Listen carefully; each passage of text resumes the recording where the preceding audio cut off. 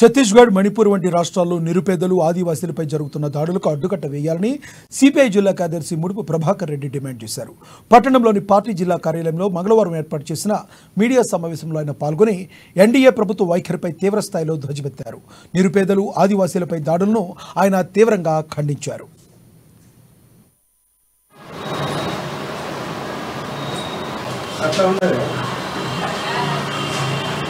CPI जिंदाबाद, जय जिंदाबाद, जिंदाबाद जिंदाबाद, साथ जिंदाबाद, सीपीआई जिंदाबाद, सीपीआई बजा बोले।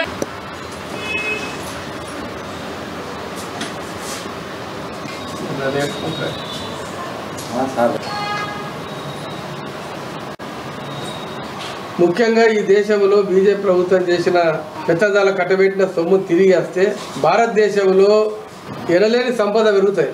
అప్పుడు 12 లక్షల కోట్ల రూపాయలు పెత్తందారుల కట్టబెట్టి సబ్సిడీలు ఇచ్చారు.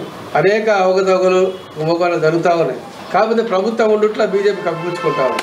బీజేపీ తిరిగి సొమ్మును తీసుకొస్తే ఇలా దేశంలో ₹1 ట్యాక్స్ లేకుండా కూడా ప్రజలకు పాలన చేయొచ్చు.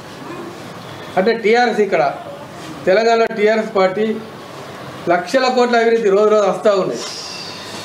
మన కాళేశ్వరం ప్రాజెక్టులో మరి కరెంటు ఛత్తీస్గఢ్ నుండి, జార్ఖండ్ నుండి అయితే తీసుకున్నాలో వాటి మీద కూడా కానీ, గొర్రెల కుంభకోణం కానీ, ఇవాళ హెల్త్ డిపార్ట్మెంట్ సంబంధించిన దాంట్లో కానీ రకరకాల కుంభకోణాలు, మిషన్ భగీరథ, కాకతీయ.